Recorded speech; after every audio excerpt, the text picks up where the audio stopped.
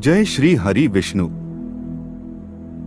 धर्म दृढ़ बद्धमूलो वेद स्कंध पुराण शाखाढ्य क्रतु कुसुमो मोक्ष फलो मधुसूदन पाद पूजयति। अर्थात धर्म ही जिसका सुदृढ़ मूल है, वेद जिसका स्कंध अर्थात तना है, पुराण रूपी शाखाओं से जो समृद्ध है, यज्ञ जिसका पुष्प है और मोक्ष जिसका फल है, ऐसे भगवान मधुसूदन रूपी पादप कल्पवृक्ष की जय हो। भगवान श्री वेद व्यास जी द्वारा रचित श्री गरुड़ महापुराण के दिव्य ज्ञान के माध्यम से आज की इस प्रस्तुति में हम आपको मनुष्य की मृत्यु से पूर्व दिखने वाले संकेत एवं मृत्यु से ठीक पहले की स्थिति तथा मृत्यु हो जाने के पश्चात जीवात्मा का 24 घंटे से पूर्व यमलोक से पुनः अपने घर लौटना इत्यादि इन सभी बातों के संदर्भ में जानकारी देने का प्रयास कर रहे हैं। मृत्यु शाश्वत है और एक दिन सभी को आनी है, क्योंकि पृथ्वी पर कोई भी प्राणी या वस्तु अमर नहीं है। सभी को एक दिन इस संसार सागर को छोड़कर जाना ही होता है।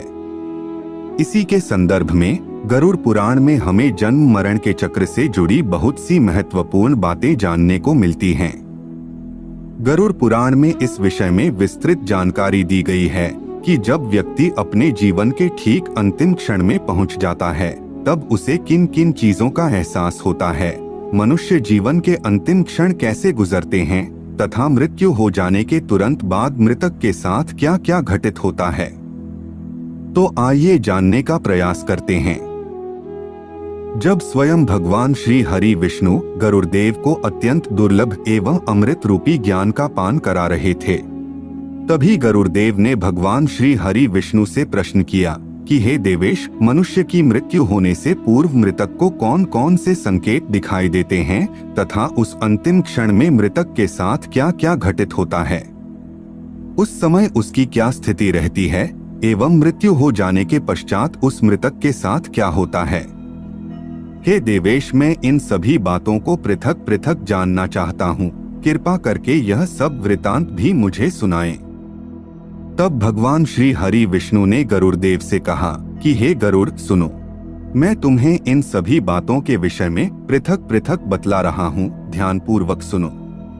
हे गरुड़, सबसे पहले मैं तुम्हें मनुष्य की मृत्यु से पूर्व दिखने वाले संकेतों के विषय में बता रहा हूँ।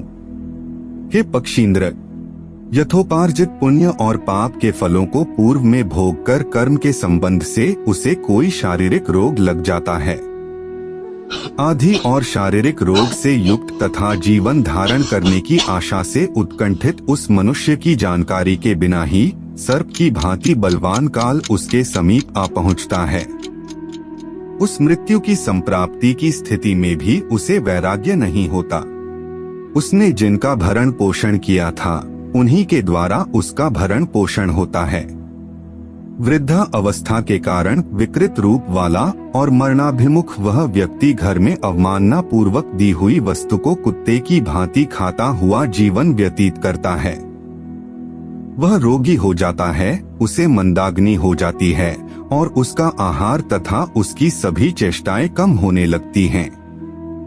प्राणवायु के बाहर निकलते समय आंखें उलट जाती हैं, नाड़ियां कफ से रुक जाती हैं, उसे खांसी और श्वास लेने में प्रयत्न करना पड़ता है तथा कंठ से घुर घुर शब्द निकलने लगते हैं।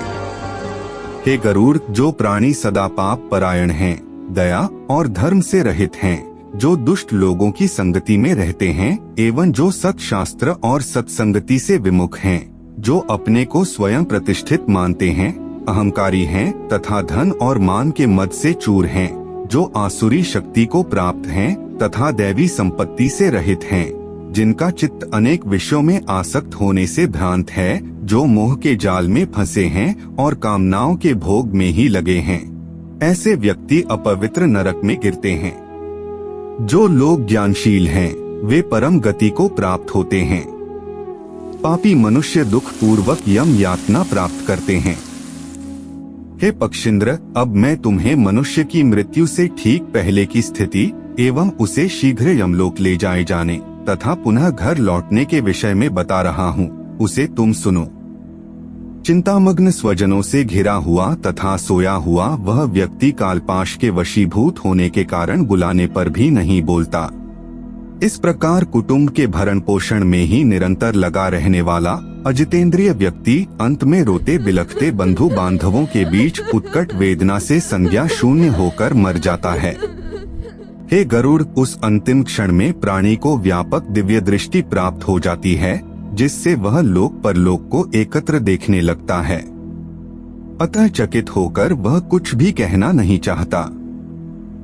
उसकी सभी इंद्रियां विकल हो जाती हैं, चेतना जड़ीभूत हो जाती है और प्राण चलायमान हो जाते हैं। आतुर काल में प्राणवायु के अपने स्थान से चल देने पर एक क्षण भी एक कल्प के समान प्रतीत होता है और 100 बिच्छुओं के डंक मारने से जैसी पीड़ा होती है, वैसी पीड़ा का उस समय उसे अनुभव होने लगता है। वह मरणासन्न व्यक्ति फेन उगलने लगता है और उसका मुख लार से भर जाता है।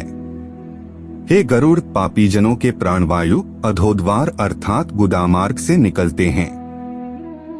तभी उस समय दोनों हाथों में पाश और दंड धारण किए नग्न दांतों को कटकटाते हुए क्रोध पूर्ण नेत्र वाले यम के 2 भयंकर दूत समीप में आते हैं। उनके केश ऊपर की ओर उठे रहते हैं, वे कव्वे के समान काले होते हैं और टेढ़े मुख वाले होते हैं तथा उनके नख आयुध की भांति होते हैं। उन्हें देखकर भयभीत हृदय वाला वह मरणासन्न प्राणी मल मूत्र का विसर्जन करने लगता है। अपने पंच भौतिक शरीर से हाय हाय करते हुए निकलता हुआ तथा यमदूतों के द्वारा पकड़ा हुआ वह अंगुष्ठ मात्र प्रमाण का पुरुष अपने घर को देखता हुआ यमदूतों के द्वारा यातना देह से ढक करके गले में बलपूर्वक पाशों से बांधकर बाहर खींचा जाता है। हे पक्षिंद्र, तदंतर उसको अत्यंत तेज गति से सुदूर यम मार्ग से यमलोक ले जाया जाता है। उसे उसी प्रकार ले जाया जाता है जिस प्रकार राजपुरुष दंडनीय अपराधी को ले जाते हैं। इस प्रकार ले जाए जाते हुए उस जीव को यम के दूत तर्जना देकर डराते हैं एवं नरकों के तीव्र भय का पुनः पुनः वर्णन करते हुए ले जाते हैं। वे यमदूत कहते हैं, रे दुष्ट, शीघ्र चल, तुम यमलोक जाओगे। आज तुम्हें हम महारौरव व कुंभीपाक आदि नरकों में शीघ्र ही ले जाएंगे। इस प्रकार यमदूतों की वाणी तथा बंधु बांधवों का रुदन सुनता हुआ वह जीव जोर से हाहाकार करके विलाप करता है और यमदूतों के द्वारा प्रताड़ित किया जाता है। यमदूतों की तर्जनाओं से उसका हृदय विदीर्ण हो जाता है, वह कांपने लगता है। रास्ते में उसे कुत्ते काटते हैं और अपने पापों का स्मरण करता हुआ वह पीड़ित जीव यम मार्ग में चलता है। भूख और प्यास से पीड़ित होकर सूर्य, दावाग्नि एवं वायु के झोंकों से संतप्त होते हुए और यमदूतों के द्वारा पीठ पर कोड़ों से पीटे जाते हुए उस जीव को तपी हुई बालुका से पूर्ण तथा विश्राम रहित और जल रहित मार्ग पर असमर्थ होते हुए भी बड़ी कठिनाई से चलना पड़ता है। मूर्छित होता हुआ वह पुनः उठकर पापीजनों की भांति अंधकार पूर्ण यमलोक में ले जाया जाता है। इस प्रकार 2 अथवा 3 मुहूर्त में वह मनुष्य यमलोक पहुंचाया जाता है। एक मुहूर्त लगभग 48 मिनट के बराबर होता है। वहां पहुंचने पर यमदूत उसे घोर नरक यातनाओं को दिखाते हैं। तदंतर एक मुहूर्त मात्र में धर्मराज और नारकीय यातनाओं के भय को देखकर वह व्यक्ति यम की आज्ञा से आकाश मार्ग से यमदूतों के साथ पुनः इस लोक यानी मनुष्य लोक में आ जाता है।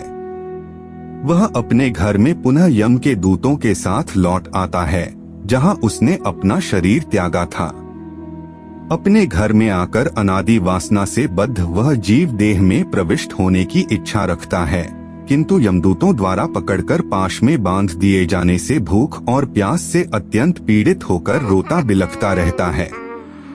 इस प्रकार भगवान श्री हरि विष्णु गरुड़देव से कहते हैं कि त्रिभि मुहूर्ते द्वाभ्याम वा नीते तत्र मानवः प्रदर्शयन्ति दूतास्ता घोरा नरक यातना मुहूर्त मात्रा त्वरितम यम वीक्ष्य भयम पुमान यमाज्ञया समम दूते पुनरायाति खेचर है।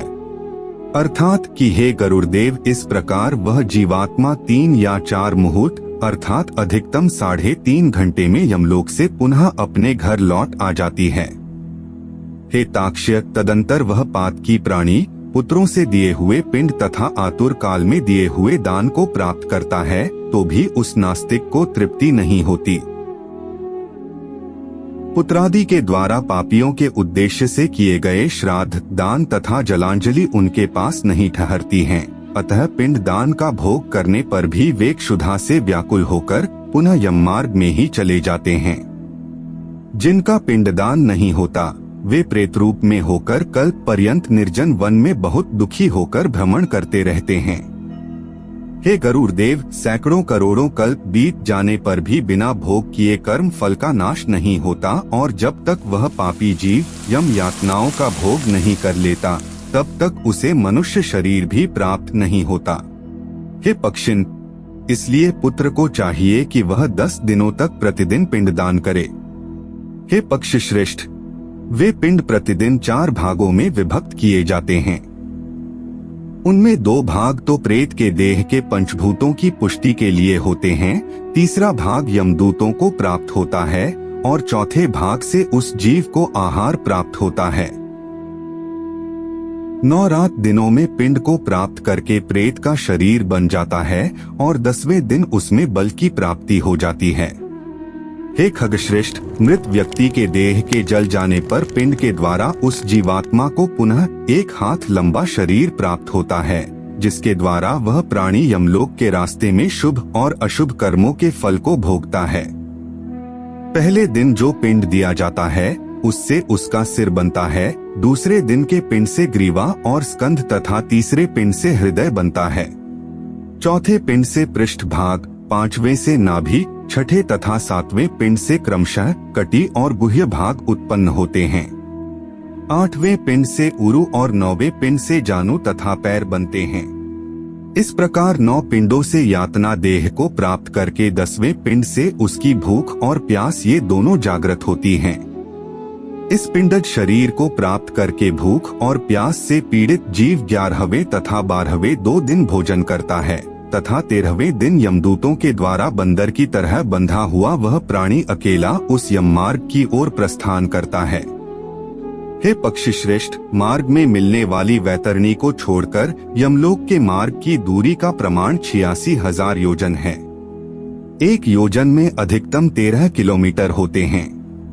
इस प्रकार वह प्रेत प्रतिदिन 247 योजन चलता है तथा वह प्राणी 348 दिनों में यमलोक पहुंचता है। इस प्रकार वह प्राणी मार्ग में आए हुए इन 16 पुरों व नगरों को पार करके धर्मराज के भवन में जाता है और अपने शुभ अशुभ कर्मों का फल भोग करता है एवं पुनः मानव शरीर पाता है या निम्न योनियों में भ्रमण करता है। तो यह थी मनुष्य की मृत्यु से पूर्व दिखने वाले संकेत एवं मृत्यु से ठीक पहले की स्थिति तथा मृत्यु हो जाने के पश्चात जीवात्मा का 3.5 घंटे अर्थात 4 मुहूर्त से पूर्व यमलोक से पुनः अपने घर लौटने इत्यादि के संदर्भ में एक छोटी सी जानकारी। हम आशा करते हैं कि आपको यह जानकारी अच्छी लगी होगी। अगर अच्छी लगी हो तो वीडियो को लाइक करें और हमारे चैनल को सब्सक्राइब करने का कष्ट करें।